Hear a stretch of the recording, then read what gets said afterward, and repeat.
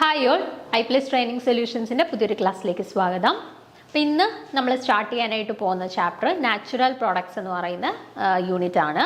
അപ്പോൾ അതിനകത്ത് നമുക്ക് കുറച്ച് കാര്യങ്ങൾ നമ്മുടെ സിലബസിൽ പറഞ്ഞിട്ടുണ്ട്. അപ്പം terpenes, steroids, hormones, enzymes, carbohydrates, proteins, vitamins, lipids, അങ്ങനെ കുറച്ച് കാര്യങ്ങൾ നമ്മുടെ സിലബസിൽ കൊടുത്തിട്ടുണ്ട്. അപ്പോൾ ഇന്ന് നമ്മൾ നാച്ചുറൽ പ്രോഡക്ട്സ് എന്ന് പറഞ്ഞ ഈ ഒരു പോർഷൻ സ്റ്റാർട്ട് ചെയ്യാനായിട്ട് പോവാണ്. അപ്പോൾ ഫസ്റ്റ് നമുക്കിപ്പം മെറ്റബോളൈറ്റ്സ് എന്ന് നമ്മുടെ സിലബസിൽ എടുത്ത് പറഞ്ഞിട്ടില്ല, പക്ഷേ നമ്മൾ പഠിക്കുന്ന ഇപ്പോൾ ടോപ്പീൻസ് ആയിക്കോട്ടെ, സ്റ്റീറോയിഡ്സ് ആയിക്കോട്ടെ, നമ്മൾ പഠിക്കുന്ന ഓരോ കാര്യങ്ങളും നമ്മുടെ പ്രൈമറി മെറ്റബോളൈറ്റ്സിനകത്തും അതുപോലെ സെക്കൻഡറി മെറ്റബോളൈറ്റ്സിൻ്റെ അകത്തും ഇൻവോൾവ് ആയിട്ടുള്ള ആളുകളാണ്. അതുകൊണ്ട് തന്നെ നമുക്ക് ആദ്യം മെറ്റബോളൈറ്റ്സ് എന്താണ് പ്രൈമറി മെറ്റബോളൈറ്റ്സ്, എന്താണ് സെക്കൻഡറി മെറ്റബോളൈറ്റ്സ് എന്നൊന്ന് ഡിഫറൻഷിയേറ്റ് ചെയ്ത് പഠിച്ച ശേഷം നമുക്ക് സിലബസിൽ പറഞ്ഞിട്ടുള്ള ഓരോരോ കണ്ടൻസ് ആയിട്ട് നമുക്ക് സ്റ്റാർട്ട് ചെയ്യാം. ഓക്കെ, അപ്പോൾ ഇമ്പോർട്ടൻ്റ് ആയിട്ടുള്ള പോയിന്റ്സ് ജസ്റ്റ് വേറെ കാര്യങ്ങളൊന്നും മനസ്സിലാക്കാനില്ല, ജസ്റ്റ് പറഞ്ഞു പോകുന്നതിനകത്ത് ഇമ്പോർട്ടൻ്റ് ആയിട്ടുള്ള പോയിന്റ്സ് മാത്രം ഒന്ന് നോട്ട് ചെയ്ത് വെച്ച് പോയാൽ മതി കേട്ടോ.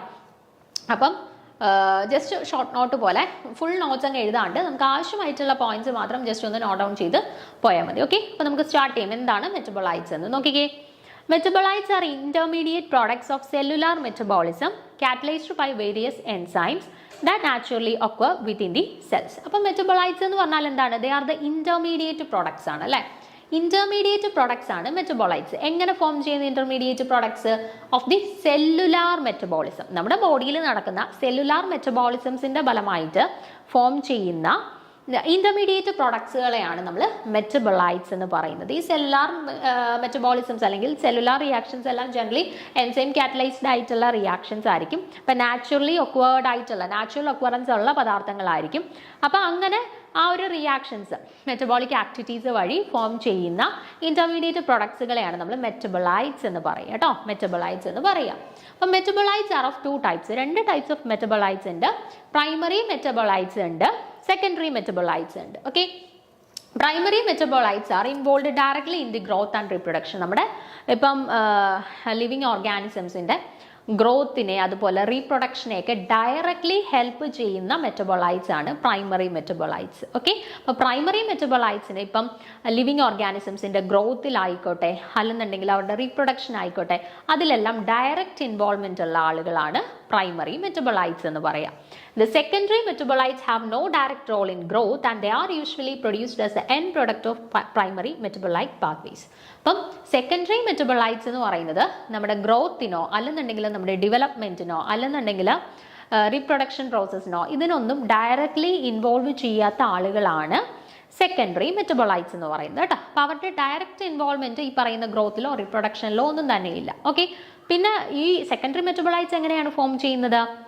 നമ്മുടെ പ്രൈമറി മെറ്റബോളൈറ്റ്സിൻ്റെ ഫോമേഷൻ്റെ ആ പാത്വേസിൽ നമുക്ക് ഫോം ചെയ്യുന്ന എൻ പ്രൊഡക്ട്സ് ആണ് എന്ത്? സെക്കൻഡറി മെറ്റബോളൈറ്റ്സ് എന്ന് പറയുന്നത് കേട്ടോ. Produced as an product of primary metabolic pathways. അപ്പം പ്രൈമറി മെറ്റബോളിക് പാത്വേസിൽ എൻ പ്രൊഡക്ട്സ് ആയിട്ട് ഫോം ചെയ്യുന്ന ആളുകളാണ് സെക്കൻഡറി മെറ്റബോളൈറ്റ്സ്. അവർക്ക് ഡയറക്റ്റ്ലി നമ്മുടെ ഗ്രോത്തുമായിട്ടോ ഡെവലപ്മെൻ്റ് ആയിട്ടോ അല്ലെന്നുണ്ടെങ്കിൽ നമ്മുടെ റീപ്രൊഡക്ഷൻ പ്രോസസ്സുമായിട്ടോ ഒന്നും ഡയറക്റ്റ്ലി യാതൊരു ബന്ധവും ഇല്ല. Okay, the primary metabolites involves proteins, carbohydrates, lipids, etc. These involve in the synthesis, degradation and interconversion of compounds which are almost same in all organisms. അപ്പോൾ പ്രൈമറി മെറ്റബോളൈറ്റ്സിൻ്റെ എക്സാമ്പിൾസ് ആണ് proteins, അതുപോലെ തന്നെ carbohydrates, lipids. ഇതെല്ലാം നമുക്ക് ഇനി detail ആയിട്ട് പഠിക്കാനുണ്ട് കേട്ടോ. പ്രൈമറി മെറ്റബോളൈറ്റ്സിൻ്റെ കൂട്ടത്തിൽ നമുക്ക് കാർബോഹൈഡ്രേറ്റ്സ് പഠിക്കാനുണ്ട്, പ്രോട്ടീൻസ് പഠിക്കാനുണ്ട്, അതുപോലെ ലിപ്പിഡ്സും പഠിക്കാനുണ്ട്. നമ്മുടെ സിലബസിൽ കൊടുത്തിട്ടുണ്ട് കേട്ടോ.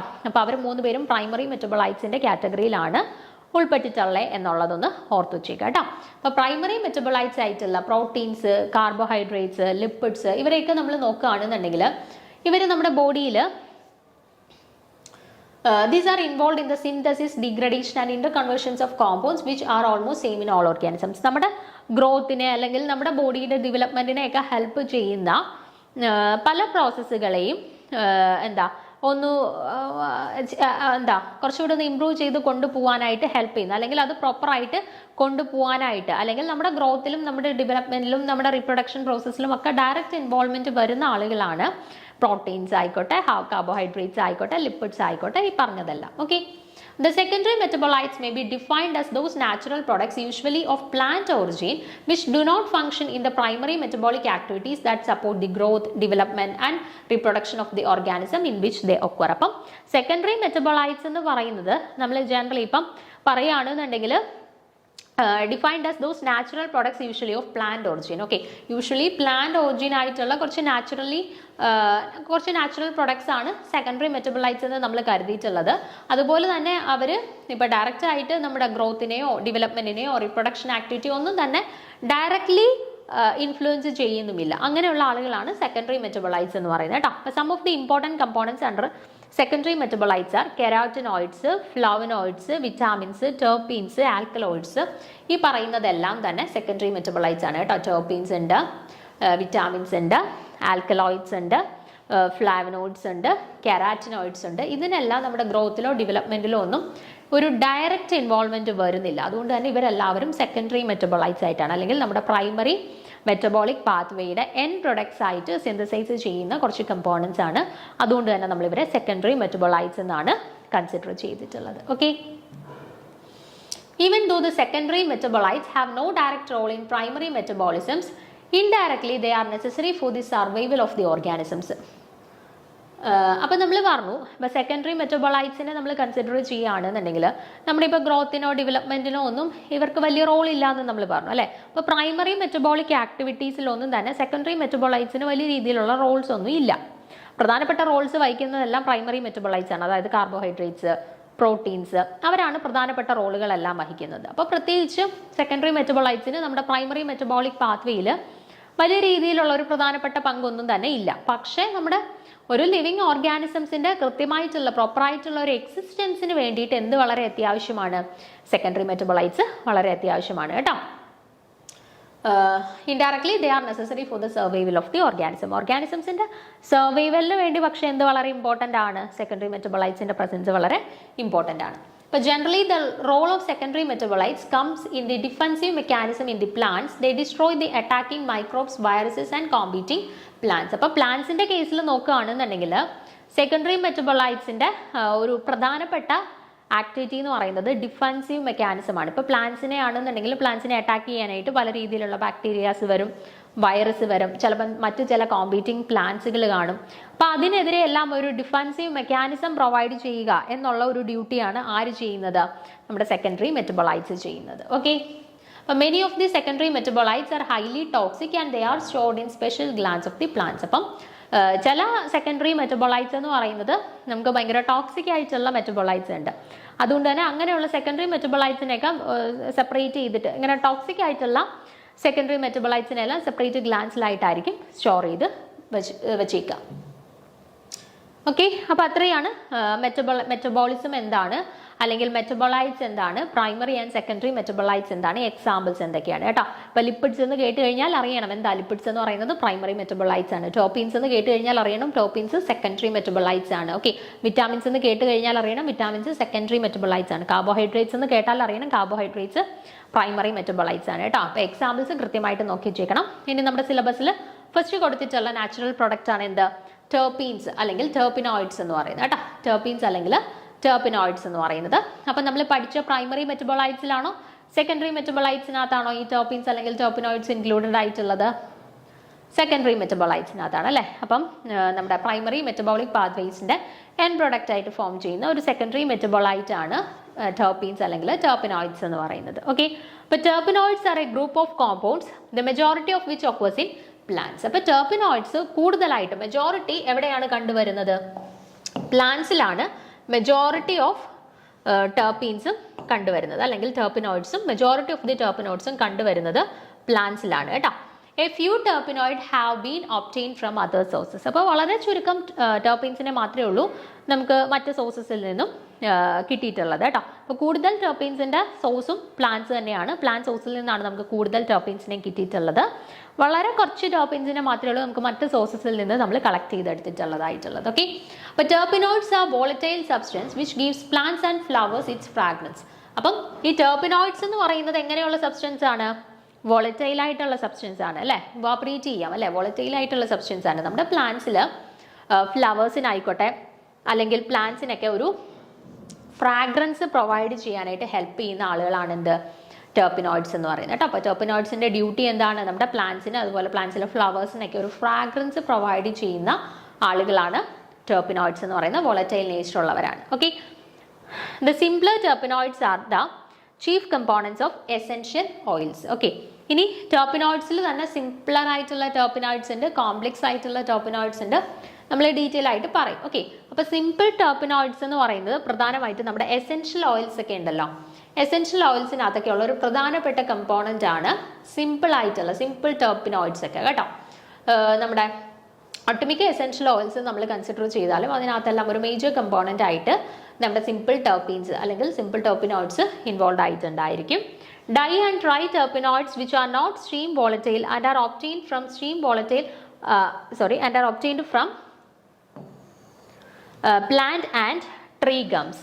അപ്പം നമ്മളിപ്പോൾ സിമ്പിൾ ടെർപ്പിനോയിഡ്സിൻ്റെ കേസിലാണ് നമ്മൾ മോസ്റ്റ്ലി അവർ വോളറ്റൈൽ ആണെന്ന് പറയുന്നത്, അതുപോലെ ഫ്രാഗ്രൻസ് ഒക്കെ പ്രൊവൈഡ് ചെയ്യും. അതുപോലെ തന്നെ നമ്മൾ ഈ പറഞ്ഞ എസെൻഷ്യൽ ഓയിൽസിലെ കമ്പോണൻസ് ആയിട്ട് വരുന്നതും സിമ്പിൾ ടെർപ്പിൻസ് ആണ്. പക്ഷെ നമ്മൾ ഡൈ ടെർപ്പിനോയിഡ്സ് അല്ലെങ്കിൽ ട്രൈ ടെർപ്പിനോയിഡ്സിനെയൊക്കെ കൺസിഡർ ചെയ്യുകയാണെന്നുണ്ടെങ്കിൽ അവരെത്രത്തോളം വോളറ്റൈൽ അല്ല. ഓക്കെ, സിമ്പിൾ ടെർപ്പിൻസിൻ്റെ അത്ര വോളറ്റൈൽ അല്ല ഡൈ ടെർപ്പിൻസ് അല്ലെങ്കിൽ ട്രൈ ടെർപ്പിൻസിനെയൊക്കെ കൺസിഡർ ചെയ്താൽ അവരുടെ കേസിൽ. ഓക്കെ, ആൻഡ് അതുപോലെ തന്നെ നമുക്ക് ട്രീ പ്ലാന്റ് ഗംസിൽ നിന്നൊക്കെയാണ് നമുക്ക് ഈ ഡൈ ടെർപ്പിനോയിഡ്സിനെയും ട്രൈ ടെർപ്പിനോയിഡ്സിനെയൊക്കെ മോസ്റ്റ്ലി നമുക്ക് കളക്ട് ചെയ്യാനായിട്ട് പറ്റുന്നത്. ഓക്കെ,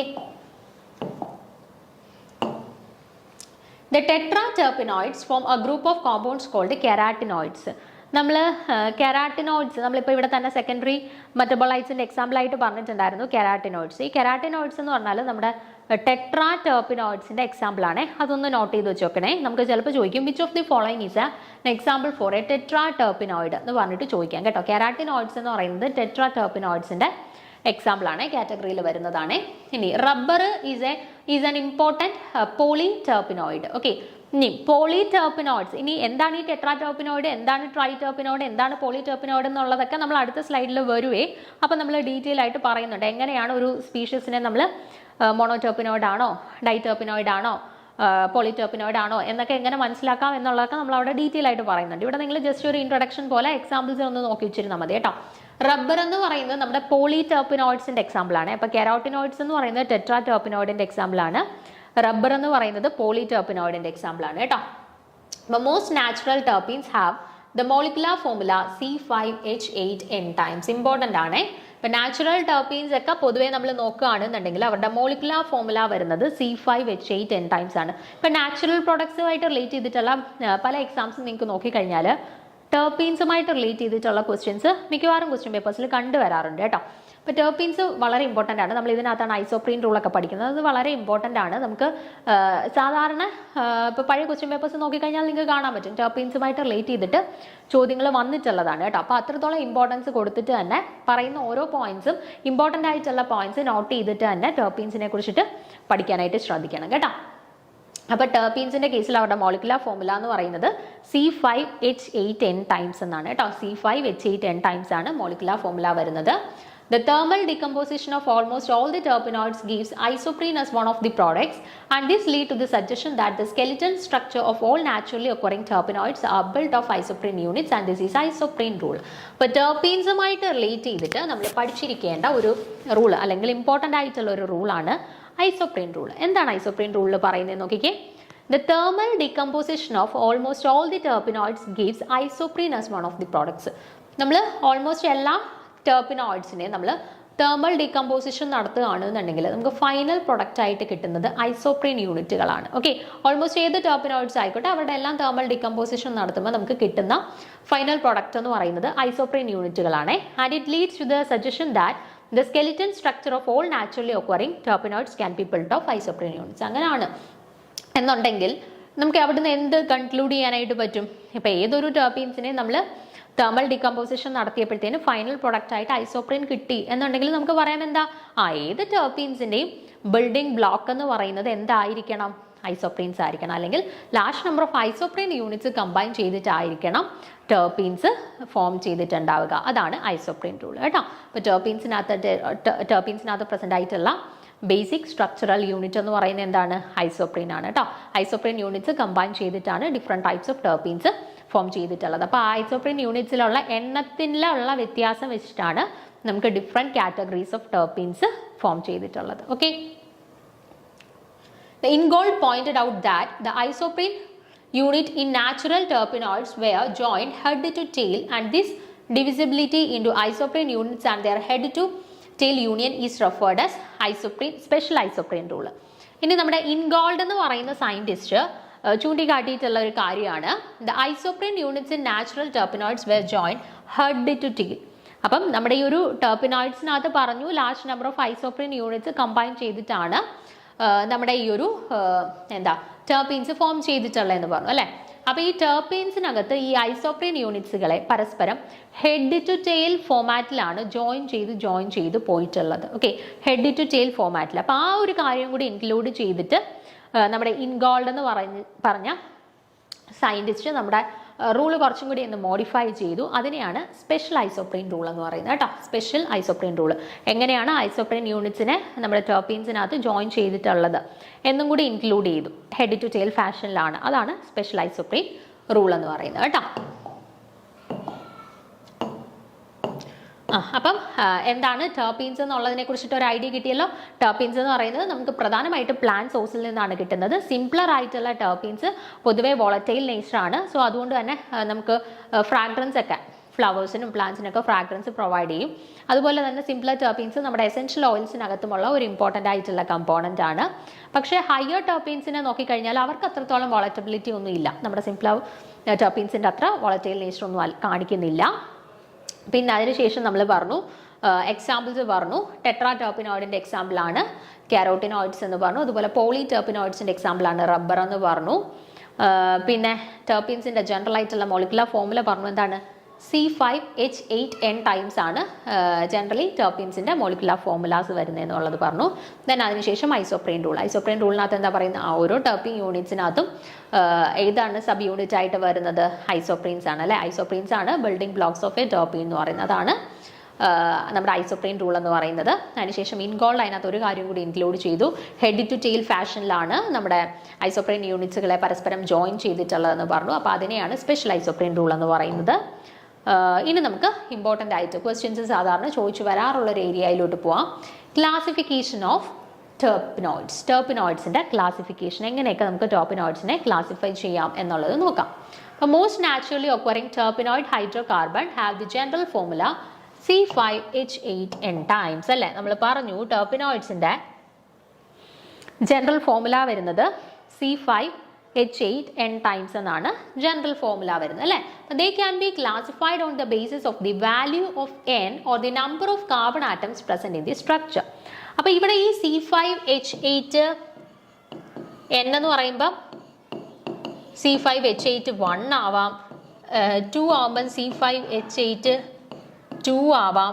ഇപ്പം N = 3 ആവുമ്പോൾ C5H8 3 ആവാം.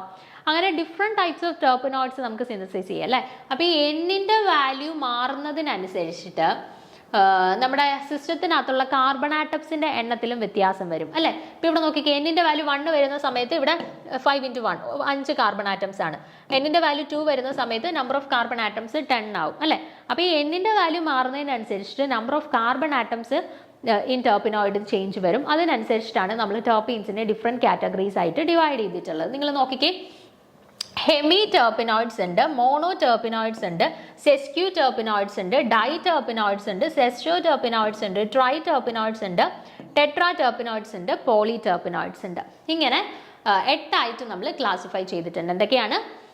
Hemi terpenoids, mono terpenoids, sester terpenoids, sesqui terpenoids, di terpenoids, sester terpenoids, tri terpenoids, tetra terpenoids and poly terpenoids. Okay, ഇനി ഇവരുടെ ഓരോരുത്തരുടെയും പ്രത്യേകത ഒന്ന് നോക്കാം. ഒരു ഐസോപ്രീൻ യൂണിറ്റ് ഉള്ളവരാണെന്നുണ്ടെങ്കിൽ നമ്മളതിനെ ഹെമി ടെർപിനോയിഡ്സ് എന്ന് പറയും. ഓക്കെ, ഒരു ഐസോപ്രീൻ യൂണിറ്റ് ഉള്ളവർ എന്ന് പറയുമ്പോൾ എന്താ? C5H8 1, എന്നിന് പകരം 1 വരും അല്ലേ. അപ്പോൾ C5H8 എന്ന് പറയുന്ന ഫോമുല ഉള്ളവരാണ് എന്ത്? ഹെമി ടെർപിനോയിഡ് എന്ന് പറയുന്നത് കേട്ടോ. അപ്പോൾ നമ്പർ ഓഫ് ഐസോപ്രീൻ യൂണിറ്റ്സ് 1. ഒരു ഐസോപ്രീൻ യൂണിറ്റ് ഉള്ളവരെയാണ് ഹെമി ടെർപിനോയിഡ്സ് എന്ന് പറയുന്നത്. ഇനി ഒരു ഐസോപ്രീൻ യൂണിറ്റ് ഉള്ളതിനകത്ത് എത്ര കാർബൺ ആറ്റംസ് ഉണ്ട്? 5 × 1 5 അല്ലേ. അപ്പോൾ ഇങ്ങനെയും ചോദിക്കാം, 5 കാർബൺ ആറ്റംസ് ഉള്ള ടെർപ്പിനോയിഡ് ഏത്, അല്ലെങ്കിൽ ഒരു ഐസോപ്രീൻ യൂണിറ്റ് ഉള്ള ടെർപ്പിനോയിഡ് ഏത്, ഇങ്ങനെയും ചോദിക്കാം കേട്ടോ. അപ്പോൾ ഒരു ഐസോപ്രീൻ യൂണിറ്റ് ഉള്ള ടെർപ്പിനോയിഡ് ചോദിച്ചാലും 5 കാർബൺ ആറ്റംസ് പ്രസന്റ് ആയിട്ടുള്ള ടെർപ്പിനോയിഡ് ചോദിച്ചാലും ഏതാണ്? ഹെമി ടെർപ്പിനോയിഡ്സ് ആണ് കേട്ടോ, ഹെമി ടെർപ്പിനോയിഡ്സ് ആണ്. അടുത്തത് 2 ഐസോപ്രീൻ യൂണിറ്റ്സ് വരുന്ന ടെർപ്പിനോയിഡ്. 2 ഐസോപ്രീൻ യൂണിറ്റ് ആകുമ്പോൾ C5H8 2 എന്ന് വരും, അതായത് C10H16 എന്ന് വരും അല്ലെ, C10H16 എന്ന് വരും. അപ്പോൾ ആ ഒരു ഫോർമുല ഫോളോ ചെയ്യുന്ന ടെർപ്പീൻസ് ആണ് എന്ത്?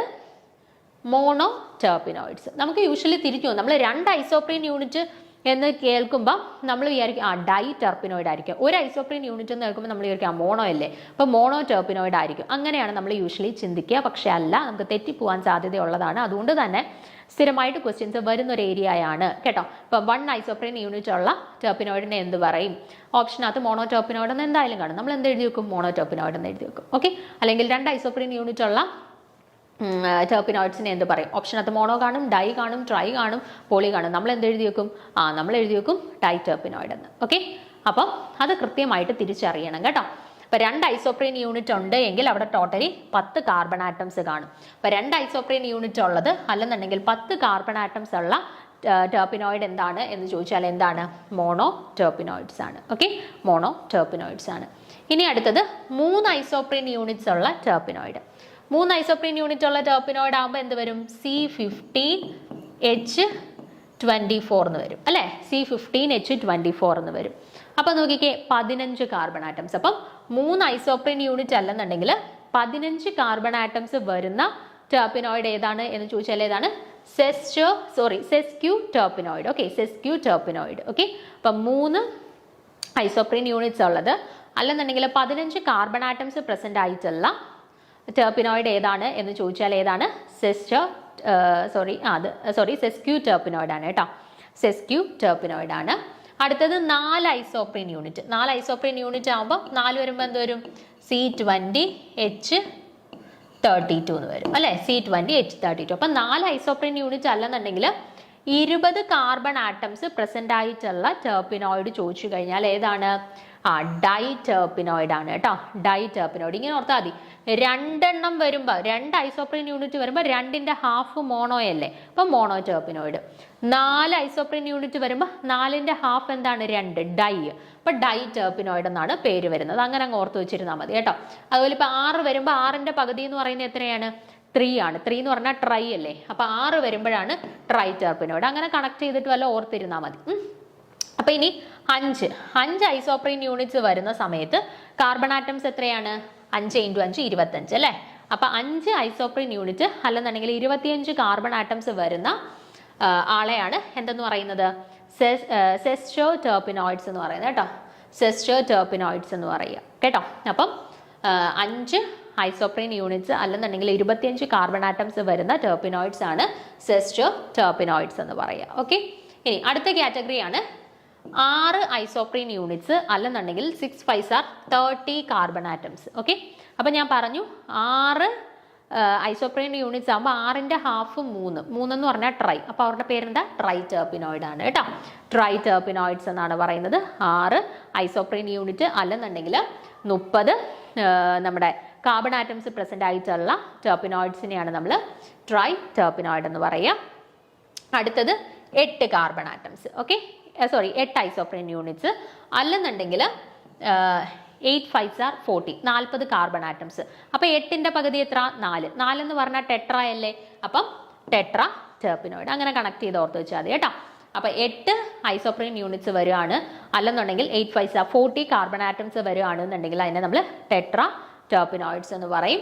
ഇനി അതുപോലെ തന്നെ 8ൽ കൂടുതലാണ്, ഓക്കെ, 8ൽ കൂടുതലാണ് ഐസോപ്രീൻ യൂണിറ്റ്സ് എങ്കിൽ കാർബൺ ആറ്റംസ് 40ൽ കൂടുതലായിരിക്കും. അങ്ങനെ വരുന്ന എല്ലാവരെയും നമ്മൾ പൊതുവെ പോളി ടെർപ്പിനോയിഡ്സ് എന്ന് പറയും കേട്ടോ, പോളി ടെർപ്പിനോയിഡ്സ് എന്ന് പറയും. അപ്പം ഒരു ഐസോപ്രീൻ യൂണിറ്റ് ആണ് എന്നുണ്ടെങ്കിൽ നമ്മൾ അവരെ ഹെമി ടെർപ്പിനോയിഡ് എന്ന് പറയും. 2 ഐസോപ്രീൻ യൂണിറ്റ്സ് ആണ് എന്നുണ്ടെങ്കിൽ നമ്മൾ അവരെ മോണോ ടെർപ്പിനോയിഡ്സ് എന്ന് പറയും. 3 ഐസോപ്രീൻ യൂണിറ്റ്സ് ഉണ്ട് എന്നുണ്ടെങ്കിൽ നമ്മളതിനെ സെസ്ക്യൂ ടെർപ്പിനോയിഡ്സ് എന്ന് പറയും. 4 ഐസോപ്രീൻ യൂണിറ്റ്സ് ഉണ്ട് എന്നുണ്ടെങ്കിൽ നമ്മളതിനെ ഡൈ ടെർപ്പിനോയിഡ്സ് എന്ന് പറയും. 5 ഐസോപ്രീൻ യൂണിറ്റ്സ് ഉണ്ട് എന്നുണ്ടെങ്കിൽ നമ്മളതിനെ സെസ്റ്റോ ടെർപ്പിനോയിഡ്സ് എന്ന് പറയും. 6 ഐസോപ്രീൻ യൂണിറ്റ്സ് ഉണ്ടെന്നുണ്ടെങ്കിൽ നമ്മളതിനെ ട്രൈ ടെർപ്പിനോയിഡ്സ് എന്ന് പറയും. 8 ഐസോപ്രീൻ യൂണിറ്റ്സ് ഉണ്ടെന്നുണ്ടെങ്കിൽ നമ്മളതിനെ ടെട്രാ ടെർപ്പിനോയിഡ്സ് എന്ന് പറയും. ഇനി 8 ഐസോപ്രീൻ യൂണിറ്റ്സിനെക്കാട്ടിൽ കൂടുതലുണ്ട് എന്നുണ്ടെങ്കിൽ നമ്മളതിനെ പോളി ടെർപ്പിനോയിഡ്സ് എന്ന് പറയും കേട്ടോ. അപ്പം ഇങ്ങനെയാണ് ക്ലാസിഫൈ ചെയ്തിട്ടുള്ളത്. നിങ്ങൾക്ക് പ്രീവിയസ് ഇയർ ക്വസ്റ്റ്യൻ പേപ്പേഴ്സ് എടുത്ത് നോക്കിയാൽ കാണാം, ചിലപ്പോൾ നമുക്ക് ഐസോപ്രീൻ യൂണിറ്റ്സിന്റെ എണ്ണം തന്നിട്ടാണ് അത് ഏത് കാറ്റഗറി ഓഫ് ടെർപ്പിനോയിഡ് ആണ് എന്ന് ചോദിക്കുക. ചിലപ്പോൾ കാർബൺ ആറ്റംസിന്റെ നമ്പർ തന്നിട്ട് ചിലപ്പോൾ ചോദിക്കും 20 കാർബൺ ആറ്റംസ് ഉണ്ടെങ്കിൽ അത് ഏത് ടെർപ്പിനോയിഡ് ആണെന്ന് ചോദിക്കും. അപ്പോൾ 20 കാർബൺ ആറ്റംസ് ആകുമ്പോൾ ഓർക്കണം 5 × 4 ആണ് 20. അപ്പം 4 ഐസോപ്രീൻ യൂണിറ്റ് ഉണ്ട്. 4 ഐസോപ്രീൻ യൂണിറ്റ് വരുന്ന ഏതാണ്?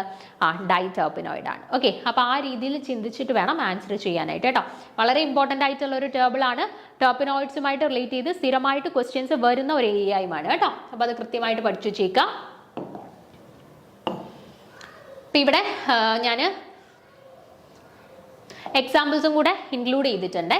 നോക്കിക്കേ, ഹെമി ടെർപ്പിനോയിഡ് അല്ലെങ്കിൽ ഐസോപ്രീൻ എന്ന് പറയും. ഒരെണ്ണം ഉള്ളെങ്കിൽ ഐസോപ്രീൻ തന്നെ പറയുമല്ലോ. അപ്പോൾ ഹെമി ടെർപ്പീൻസിന്റെ കേസിൽ നമ്പർ ഓഫ് ഐസോപ്രീൻ യൂണിറ്റ്സ് 1 ആണ്, കാർബൺ ആറ്റംസ് 5 ആണ്, ഫോർമുല C5H8 ആണ്. അവരുടെ എക്സാമ്പിൾ ഐസോ വെലേറിക് ആസിഡ് ആൻഡ് ഐസോപ്രീനോൾ ആണ് നമ്മുടെ ഹെമി ടെർപ്പിനോയിഡ്സിന്റെ എക്സാമ്പിൾ ആയിട്ട് വരുന്നത്. ഓക്കെ, അടുത്തത് മോണോ ടെർപ്പിനോയിഡ്. അപ്പോൾ 2 ഐസോപ്രീൻ യൂണിറ്റ്സ് ഉണ്ട്, 10 കാർബൺ ആറ്റംസ് ഉണ്ട്, C10H16 ആണ് ഫോർമുല വരുന്നത്. എക്സാമ്പിൾ എന്താ? ലിനോലോൾ ഉണ്ട്, മെൻതോൾ ഉണ്ട് കേട്ടോ. അത് രണ്ടുമാണ് എക്സാമ്പിൾസ് ആയിട്ട് വരിക. ദെൻ മൂന്നാമത്തത് സെസ്ക്യൂ ടെർപ്പിനോയിഡ്സ്. 3 ഐസോപ്രീൻ യൂണിറ്റ് ഉണ്ട്, 15 കാർബൺ ആറ്റംസ് ഉണ്ട്. ഫോർമുല വരുന്നത് എങ്ങനെയാ? C15H24 ആണ്. പിന്നെ എക്സാമ്പിൾ വരുന്നത് ഹ്യൂമുലോൺ ആണ് എക്സാമ്പിൾ ആയിട്ട് വരുന്നത്. ഓക്കെ, അതുപോലെ തന്നെ ഡൈ ടെർപ്പിനോയിഡ്സിന്റെ കേസിൽ 4 ഐസോപ്രീൻ യൂണിറ്റ് ഉണ്ട്, 20 കാർബൺ ആറ്റംസ് ഉണ്ട്. ഫോർമുല വരുന്നത് അപ്പം എങ്ങനെയാ? C20H32 എന്നാണ് ഫോർമുല വരുന്നത്. Example retinol. അതൊന്ന് ഓർത്ത് വെച്ചോണേ. റെറ്റിനോൾ എന്ന് പറയുന്നത് ഡൈ ടെർപ്പിനോയിഡ്സിന്റെ എക്സാമ്പിൾ ആണ് കേട്ടോ. അത് ചോദിക്കാം. Retinol belongs to which category of terpenoids എന്ന് പറഞ്ഞിട്ട് ചോദ്യം വരാം കേട്ടോ. അപ്പോൾ റെറ്റിനോൾ ഡൈ ടെർപ്പിനോയിഡ്സിന്റെ കാറ്റഗറിയിലാണ് എന്നുള്ളത് ഓർത്ത് വെച്ചേക്കുക. അടുത്തത് സെസ്റ്റർ ടെർപ്പിനോയിഡ്സ്. സെസ്റ്റർ ടെർപ്പിനോയിഡ്സ് ആകുമ്പോൾ 5 ഐസോപ്രീൻ യൂണിറ്റ് ഉണ്ട്, 25 കാർബൺ ആറ്റംസ് ഉണ്ട്. ഫോർമുല C25H40 എന്നാണ് വരിക. ഓക്കെ, ദെൻ എക്സാമ്പിൾ നോക്കി വെച്ചേക്കുക. മാനുവലൈഡ് ആണ് എക്സാമ്പിൾ ആയിട്ട് വരുന്നത്. Then try terpenoids. ട്രൈ ടെർപ്പിനോയിഡ്സിന്റെ കേസിൽ നമ്മൾ പറഞ്ഞു 6 ഐസോപ്രീൻ യൂണിറ്റ്സ് ഉണ്ട്, ടോട്ടലി 30 കാർബൺ ആറ്റംസ് ഉണ്ട്. സോ ഫോർമുല വരുന്നത് C30H48 എന്നാണ് ഫോർമുല വരുന്നത്. സ്റ്റീറോൾസും സ്ക്വാളിനും ഒക്കെ നമ്മുടെ ട്രൈ ടെർപ്പിനോയിഡ്സിന്റെ കേസിൽ എക്സാമ്പിൾ ആയിട്ട് വരുന്നത് കേട്ടോ. അതൊന്ന് ഓർത്ത് വെച്ചേക്കുക. സ്റ്റീറോൾസും സ്ക്വാളിനും ട്രൈ ടെർപ്പിനോയിഡ്സിന്റെ കാറ്റഗറിയിൽ വരുന്നതാണ് കേട്ടോ. ദെൻ അതുപോലെ തന്നെ ടെട്രാ ടെർപ്പിനോയിഡ്സിന്റെ കേസിലാവുമ്പോൾ 8 ഐസോപ്രീൻ യൂണിറ്റ്സും 40 കാർബൺ ആറ്റംസും ഉണ്ട്. ഫോർമുല വരുന്നത് C40H64 എന്നാണ് കേട്ടോ. C40H64 എന്നാണ് വരുന്നത്. ഇത് നമ്മൾ കുറച്ച് മുന്നേ പറഞ്ഞതാണ്. എക്സാമ്പിൾ ഏതാണ്? ടെട്രാ ടെർപ്പിനോയിഡ്സിന്റെ എക്സാമ്പിൾ ആയിട്ട് വരുന്നത് കാരോട്ടിനോയിഡ്സ് ആണ് കേട്ടോ. അപ്പോൾ ഈ കാരോട്ടിനോയിഡ്സ് ചോദിക്കുന്നതാണ് ഏത് കാറ്റഗറി ഓഫ് ടെർപ്പീൻസ് ആണെന്നുള്ളത് കേട്ടോ. അപ്പോൾ ടെട്രാ ടെർപ്പിനോയിഡ്സ് ആണ്. ദെൻ അതുപോലെ തന്നെ ഇതും നമ്മൾ പറഞ്ഞതാണ് പോളി ടെർപ്പിനോയിഡ്സ്. പോളി ടെർപ്പിനോയിഡ്സ് എന്ന് പറയുമ്പോഴത്തേന് 8 ഐസോപ്രീൻ യൂണിറ്റ്സിൽ കൂടുതൽ കാണും, അതുപോലെ തന്നെ 40 കാർബൺ ആറ്റംസിലും കൂടുതൽ കാണും. അതിന്റെ ഫോർമുല വരുന്നത് C5H8 n ടൈംസ് എന്നാണ് വരുന്നത്. In which n is greater than 8. എന്നിന്റെ വാല്യൂ 8-നേക്കാട്ടിൽ കൂടുതലുമായിരിക്കും. ഓക്കെ, ദെൻ എക്സാമ്പിൾ എന്ന് പറയുന്നത് എന്താണ്? നാച്ചുറൽ റബ്ബർ ആണ് കേട്ടോ. നാച്ചുറൽ റബ്ബർ ആണ് എക്സാമ്പിൾ ആയിട്ട് വരുന്നത്. ഓക്കെ, അപ്പോൾ ഈ പറഞ്ഞ 2 ടേബിൾസും ഒന്ന് ഓർത്ത് വെച്ചേക്കുക. ഇനി കുറച്ച് കാര്യങ്ങളൂടെ നമുക്ക് ടെർപ്പീൻസുമായിട്ട് റിലേറ്റ് ചെയ്തിട്ട് പഠിക്കാനായിട്ടുണ്ട്. അത് നമുക്ക് ഡീറ്റെയിൽ ആയിട്ട് അടുത്ത ക്ലാസ്സിൽ ഡിസ്കസ് ചെയ്യാം. Okay, thank you.